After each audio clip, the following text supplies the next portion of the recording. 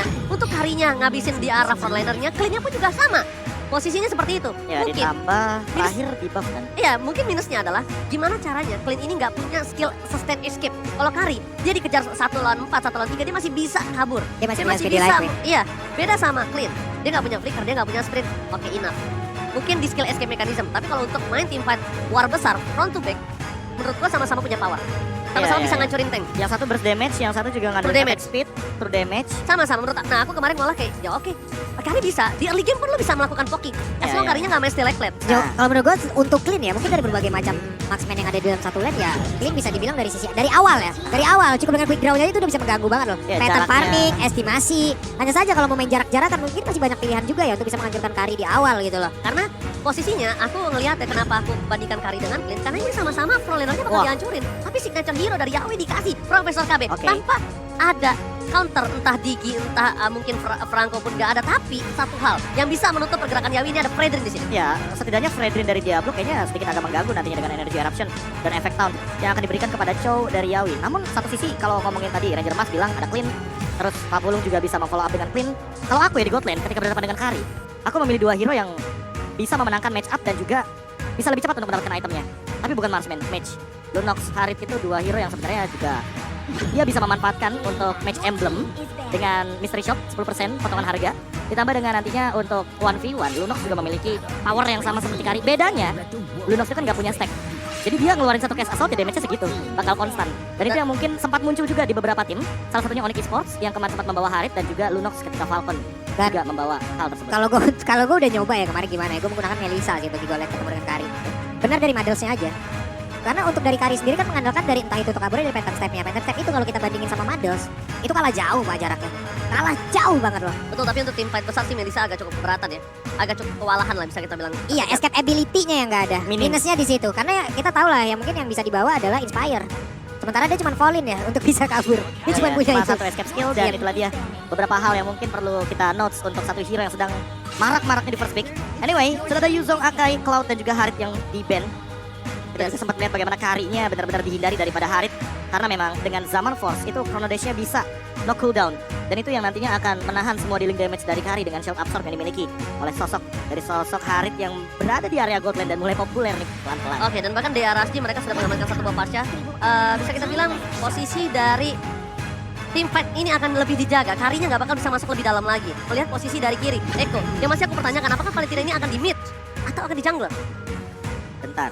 Dengan pick drop berarti ada sedikit Harusnya di mid. perbedaan di sini dari draftnya Eko.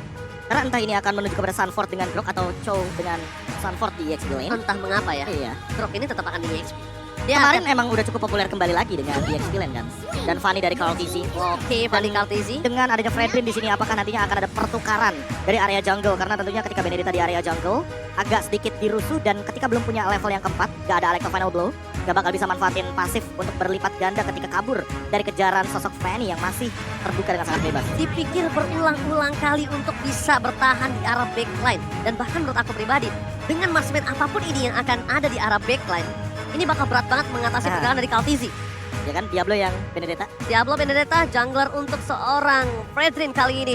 Eko, dari segi draft pick, entah mengapa aku suka sekali dengan Eko yang mungkin dia Sunford di EXP lane. entah mengapa ya, Iya. drop ini tetap akan di EXP. Dia Kemarin akan, emang udah cukup populer kembali lagi dengan di EXP lane kan. Dan Fanny dari Call TC. oke, balik Kaltezi. Dengan adanya Fredrin di sini apakah nantinya akan ada pertukaran dari area jungle karena tentunya ketika Benedetta di area jungle agak sedikit dirusuh dan ketika belum punya level yang keempat gak ada Alexa Final Blow gak bakal bisa manfaatin pasif untuk berlipat ganda ketika kabur dari kejaran sosok Fanny yang masih terbuka dengan sangat bebas. Dipikir berulang-ulang kali untuk bisa bertahan di arah backline. Ini bakal jadi kerusuhan early game yang sangat mengganggu bagi pattern farming Bray. Yap, mau nggak mau ini adalah keuntungan ataupun plus dari penggunaan Fanny dan juga ada beberapa hero yang memang tabraknya di awal udah kelihatan banget karena mereka juga perlu hero-hero seperti ini. Mereka perlu Grok, mereka perlu Chow karena banyak hero yang bisa mereka ganggu di sebelah. Contoh Lolita, mungkin gak bakal nyaman sekali kehidupannya. Alright, akankah RSGSC akan bisa mendapatkan poin dan menuju ke arah bracket untuk menumbangkan Eko? Eko Loud, Eko Proud langsung. Dari sisi normal memang sudah sangat terlihat pula masih ada sedikit keimbangan sih. Tapi kalau lama-kelamaan kayak begini terus-terusan dengan emblem yang sudah terlihat nih Prof dan beserta dengan talent-talent yang udah mereka ambil. Iya, untuk Bene QT dengan attack yang sangat tinggi sekali, dipenuhi bahkan, dan untuk sekarang dia udah pegang Corrosion Sight. Jadi untuk attack speed dia punya, dan ditambah dengan movement speed yang kita tahu sendiri dengan Spirit Light Wheel, akan meningkatkan berlipat ganda dari serangannya. Sakit, Dan tiba-tiba pick off tidak bisa dihindari lagi untuk saat ini. Wow. Tidak ada counter di area tersebut, tidak ada counter Tidak sama ada sekali. yang bisa melakukan stopper di sana. Nggak ada sama sekali. Dan walaupun ada Lolita, kita tahu dia hanya mengandalkan charge. Iya.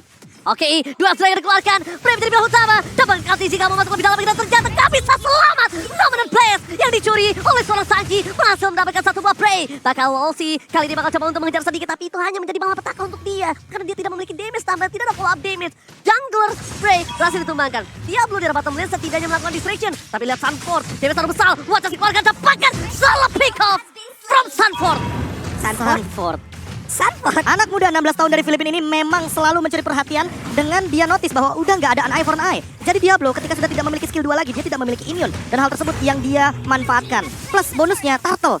Jadi lebih berlipat ganda nih. Apalagi Turtle by UBS Gold ini akan meningkatkan sharing gold. Dan lihat sekarang gold leadingnya udah mulai kelihatan menuju ke arah 1000 gold di menit yang keempat. Baru berbeda 1000 gold ini udah mulai menjadi penentu gameplay yang akan terjadi. Aras JSG akan bermain dengan pasif. Ini Aras akan bermain dengan poin-poin split push ataupun dia akan mengcover di sisi core-nya karena dia nggak bakal mau coba teamfight. Udah bedanya 1000 soalnya Profesor dan Pablo. Ini udah pasti ada difference di dalam beberapa item core-core mereka. Yawi nggak ada ragunya ya, dia akan ambil siapapun dulu, dia akan membantu dia akan berfokus untuk bisa membantu ke arah Benny Kitty dulu. Cuma sekarang ada beberapa pergerakan yang memang dilakukan untuk bisa menghancurkan karya Godland, tapi backup-nya coba lihat. Backup-nya itulah informasi yang sangat baik, komunikasi yang sangat baik karena nantinya Karile akan mengambil peran di akhir-akhir. Ya, Di tapi- awal dikasih Fanny dulu terus-terusan. Ada yang sadar nggak dari tadi Baby Cakes terancam tapi tidak mengeluarkan flicker dan malah Call of Duty Itu yang hilang. tadi itu yang mau aku bahas. Iya. Baby Cakes itu dia triggernya dia tahu banget. Karena apa? Item belum cukup tapi lihat Benny Kitty. Solo pick up hampir saja didapatkan tapi ternyata tidak ada follow up damage. Dan bahkan di arah top lane sana Yawi hanya bisa mengcover pergerakan dari seorang Wolsey. Benny Kitty telah berhasil kehilangan satu buff flicker bersama dengan Baby Cakes. Dan Profesor KB kali ini lihat di arah purple buff-nya. Dari seorang Kaltisi akan kehilangan dan ternyata tidak. Masih sempat selamatkan. Dapatkan kembalikan kanannya. Double kill didapatkan oleh tim Eko. Eko. Arasji telah mengamankan jungle dari Eko tapi mereka nggak mau ngelepasin begitu aja. Kaltisi tiba-tiba datang dan sempat-sempatnya mereka berhasil mendapatkan purple buff-nya. Ini Wow. invasi yang terinvasi sih jatuhnya. Iya kan? Iya benar-benar. Ketika niat dari Bray adalah menghentikan bagaimana rotasi daripada Call of Duty dengan menggunakan Purple Buff. Benar, Ternyata loh. di sisi lain, Purple Buff-nya malah di tangan dari Call of Duty itu sendiri dan tidak terambil oleh Bray. Sehingga hal inilah yang membuat RSC Singapura jadi rugi ketika mereka melakukan invasi. Mereka tak apa-apa. The Way of Dragon dikeluarkan. Berhasil mendapatkan satu tembakan Wolsey. Di take down dengan instan. Ingat, masih ada satu bar retribution. Kaltisi, inginkah dia memaksakan keributan di arah backline? Dia udah gak punya kasor. Tapi bukan itu pilihan utamanya. Pilihan utamanya gimana caranya? Setidaknya dia mendapatkan turtle objektif dengan tidak kehilangan sama sekali power dari Echo. Final Essence dikeluarkan. Dapatkan oleh Top of the Pro. Patrick berhasil mencuri turtle slain by Baby Cakes. UBS Gold kali ini. Arashi mulai mengejar sedikit demi sedikit dan satu turtle yang mahal from Baby Cakes. Waduh, udah semakin panas lagi ya teman-teman, apalagi di luar mungkin cuaca mungkin akan sedikit meredam itu semua ya. Tapi kalau memang lagi adem, lagi dingin, lagi sejuk, makan udah paling enak. Dan ini satu orang lagi termakan dari RSG dan satu tertaran dihancurkan. Wah, bonusnya berlipat ganda sih. Bagaimana dengan The Way of Dragon yang udah dia trap dari Yawi. Dia tungguin banget, dia sabar banget untuk menunggu momentum karena dia tahu yang dia tendang adalah Diablo. Ada an eye for an eye. Kalau misalkan Diablo sadar di sana ada Yawi, mungkin hal tersebut tidak akan terjadi. Namun, karena minimnya informasi dari Diablo, sehingga ketika dia melakukan sebuah open mapping ke area bush, ternyata ada Yawi di sana. Way of Dragon tidak bisa dihindari lagi. Oke, tapi yang harus dilakukan kali ini adalah gimana cara Baby Cakes mencoba bertahan dan bahkan ini dia salah satu defensif yang mungkin jarang dilakukan oleh para player Gold Lane. Dia masih coba untuk melawan dengan senjatanya. Kenapa? Karena dia nahan flicker, kita tahu. Dari Kaltisi owning banget, tapi dari segi poin untuk bisa numbangin Baby Cakes dia belum cukup, Profesor. Iya, bahkan masih 0-0-0 Untuk Baby Cakes nggak ada Hustle. Kalau Baby Cakes ada Hustle, itu bakal lebih dilawan lagi. bisa duel satu. Bisa dilawan lagi, tapi lawan dikeluarkan begitu saja. Dan instant point kill dapatkan oleh Sunford. Dan Nominal Blast with Flicker from Sanji nggak dikeluarkan. Nggak mau terlalu terburu-buru. Nggak mau fokus dapetin point kill. Tapi gimana caranya mereka sudah bisa dapetin Baby Cakes yang sulit banget di pick up. Pertama kali jadi menit yang ke-8. Wah, ini development dari goldnya bakal lebih jauh dari Echo dikarenakan tadi kan awalnya 1000 sekarang menuju pada 2000 dan dengan tumbangnya Baby Cakes artinya Baby Cakes untuk beberapa detik ke depan farmingnya berhenti dan hal ini akan membuat Diablo yang mencoba untuk scale up dari goldnya namun tidak akan berimbang karena lihat Benny Cutie 203 dia tidak tumbang dan artinya dia tetap farming ketika Baby Cakesnya tidak farming. Oke. Ini dua hal yang sangat tidak adil tentunya bagi para gold laner. Oke, memang tidak adil, tapi yang bisa dilakukan Wah, oleh para lagi Baby Cakes dong. dari Wild Dragon. Brain, ketika ada satu ball up, ini menjadi salah satu bencana. Saji masih memegang satu bola Nominal Blast, akan coba dibalikan kembali kalannya. Alex Kapal Pro, Bye-bye. masih mendapatkan Benny Kitty still survive, tapi tidak terlalu lama. Membalikan kembali kanan yang dimiliki dari tim Aros JSG. Mereka langsung mengusir mundur. Patrick, Baby Cakes, can you save the day? Dapatkan looking for triple kill yang di-cancel oleh Sanford. Sang bocah ajaib 16 tahun kembali meredam permainan dari Aras GSG. Oke, what? Hampir saja, dan ini membuka sebuah kemungkinan yang sangat besar. Tapi Polk Netrat pun tadi belum bisa menghilangkan langsung ke arah dari Lolita. Hanya saja tadi pertempuran yang memang Yawi gak ada ragunya sama sekali, Prof.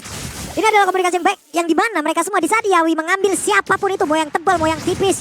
Backup-nya selalu ada loh, follow up dimensional selalu on point, dan Kari selalu ada di area tersebut. Dan minusnya dari penggunaan Freddy untuk berada di area jungle, tidak ada flicker dalam tubuhnya. Tidak akan ada efek kejut dan tidak akan ada satu escape ability kabur yang bisa dia miliki. Ditambah lagi Yawi sadar bahwa ini gold lanernya Kari. Itu dia Mau pada setebal Pelma. apapun, Ya, mau urusan. sekuat apapun, mau sebanyak apapun HP-nya, nggak ada urusan, akan tembus dengan pasif yang begitu luar biasa dari Kari dengan true damage-nya. Oke. Makanya ini Lord ini bakal dalam hitungan detik, kecuali RC Singapura akan melakukan sebuah tabrakan di area Lordnya. Ini akan ditabrak, tapi lihat posisinya yang sangat bagus dipegang oleh tim Eko. Kenapa dia ngamanin bus yang tandanya semua para pemain dari Arasi cuma ada di depan busnya dia. Terlihat semua jelas posisinya, dua F-Dragon dikeluarkan, bisa kill dapatkan. Loski, no counter kali ini bergerakan di arah roamernya. Tidak ada crowd control yang dipegang oleh tim Aras GSG. Mereka harus merelakan Lord pertama ini. Kalau mereka memaksakan Lord ini tandanya mereka akan kehilangan banyak banget turret di outer ataupun inner. Mereka lepaskan, mereka masih punya Parsia, mereka masih punya Electro Vulnerable, dan Lord Lane by UBS Gold didapatkan oleh Eko. High ground defensif mereka masih ada, dan ini bukan Lord yang harus dipertaruhkan, Profesor. Iya, ditambah dengan banyaknya item yang sudah dijadikan juga oleh teman-teman dari RC Singapura, ini akan membuat bagaimana banyaknya skill untuk melakukan clear wave. Tapi Sanford, dia memperlama Lordnya. Dia tahan Lordnya dengan barrier, dan ini mungkin akan tetap ada satu wave lagi untuk super minion. Harusnya dua Dua kalau sampai nanti detik ke-11. Untuk sekarang Oke, kicknya The Wave Dragon, Purify Gaming, tapi Cutthroat, it's on point. Burungnya tersobek dan pakai Diablo. Mencoba untuk menyelamatkan dengan satu fenomena Blast bersama dengan Lantau Flow. Dibalikan kembali keadaannya, di belakang free hit. Dan Diablo masih bisa bertahan hidup yang tidak terlalu lama dengan tembok. 1 kali 24 jam dikeluarkan oleh Sanford. Sang bocah ajaib, Profesor KB. Jujur, di match kali ini Sanford benar-benar menjadi salah satu highlight menurut saya. Wah, ini luar biasa sekali memang permainan daripada Sanford sendiri ketika dia membawakan sebuah barrier yang sangat unpredictable untuk bagaimana cara pembukaannya dia. Dan Benny Cutie, dia tinggal lempar untuk serangan basic attack-nya dia. Hanya untuk melakukan sebuah eksekusi. Dan untuk saat ini pun masih di cover, lihat di depan sana. Masih ada Sanford, dan bahkan masih ada barrier harusnya Pak Pulung. Oke, ini dia ada satu momentum lagi yang tercipta di mana satu base turret-nya berhasil dihancurkan di bawah. Pertempuran barusan terpisah, tapi untungnya di awal pemilihan MU-nya tepat banget sih, Prof. Tepat banget dia mengambil ke arah dari 16, di mana ada satu Way of Dragon duluan ya, semuanya terpancing. Di follow up, Di follow up 16-nya juga. masuk, udah. Parsianya kena lagi duluan. Ditambahkan dengan satu, ya itu dia High Ground Defender. Walaupun ada Diablo sekalipun, tapi Diablo ini kan kayak langsung merelakan tubuhnya dia ke depan dengan Electro Final Blow. Kalau nggak ada Univern Eye, dia bakal tertangkap. Dan ini yang harus dihindari juga. Karena apa? Karena kelemahan dari Diablo, walaupun dengan DPS di urutan kedua, dia itu sangat berbahaya sekali ketika bertemu dengan DPS yang tinggi. Kari DPS-nya tinggi banget. Tapi problemnya adalah sekarang satu nih. Busnya tuh jangan sampai dia kalah bus tuh dari Aras GSG. Dari tadi, Aras GSG, dia megang bus. Tapi bus yang sudah diketahui oleh tim Eko, karena sisa lain busnya udah diamanin oleh beberapa player tim Eko. Malah pahamku melihat RC Singapura jangan masuk ke dalam area jungle. Ya, Karena mereka punya Varsha, mereka punya Benedetta, mereka punya Beatrix. Ini 3 hero, clear wave ini cepat. Main aja di dalam high ground. Ketimbang main di area jungle tiba-tiba ditabrak sama groknya Sanford. Apalagi buat sekarang kan Wildcard sudah bisa barengan sama Flicker. Iya. Wah, itu bisa jadi surprise attack itu. dan bahkan lihat dari tadi walaupun dia main di kalau mau main di jungle dengan catatan oke jungle-nya udah dipastikan dulu nih aman be. Pakai Magic Sentry minimal. Karena dari tadi dia udah tahu nih berpusat di tengah oke karena sisi kiri sisi kanan Lordnya udah dimegang sama Eko. Kemana lagi? Cuma satu pintu masuknya. Gak ada lagi yang bisa dilakukan. Dan lagi-lagi selalu ditahan untuk wave minionnya biar jadi lebih banyak. Dan mau gak mau teman-teman dari RC Singapura ketika berusaha mendapatkan Lord, mereka harus melihat bahwa bottom lane-nya terdorong oleh Sanford. Dan bahkan Lord kembali dipegang kali ini. Selamat datang Bapak Lord yang terhormat. Sudah kembali lagi ke Land of Town dengan perbandingan gold 6.000 gold dan cukup jauh. Kaltisi bahkan Blade of Despair itu di tangan dia. Tim dari RSG mencoba untuk melakukan clear terlebih dahulu, tapi lihat wave di arah bottom lane-nya. Jangan sampai dia lupakan. Ini minion tetap bergerak bersama dengan satu wave lainnya. Wave Dragon belum dikeluarkan karena Yawi tahu siapa yang akan dia tendang. Dan ada Blast langsung di pop up. Berhasil melakukan satu dibalaskan dengan seorang Losi. Flicker tidak berhasil mendapatkan apapun. Lord belum terreset. Masih dipegang oleh seorang Bright. Tapi lihat Kartizi lebih fokus menuju ke arah purple buff-nya. Karena Sanford akan menjadi pilihan utama. Ditutup dengan strike-nya. Ini bukan timpat yang sangat baik. Split akan dilakukan oleh Fanny di arah bottom lane. Dan bahkan kita wow. Swat shot from Sanford. Menutup para pemain tim Arasi untuk pulang. Dan bahkan Kartizi fokus ke arah base dan Eko take the game. Baru kita bilang di 1 menit setengah sebelum pertandingan di Lord itu mulai. Ini bottom lane-nya bahaya. Iya. Aku udah bilang kalau ini nggak bisa dibiarin. Kita udah bilang ya. Diablo udah mencoba untuk ke area bottom lane tapi dihadang di sana. Sehingga mau tidak mau dia harus melanjutkan untuk team fight-nya.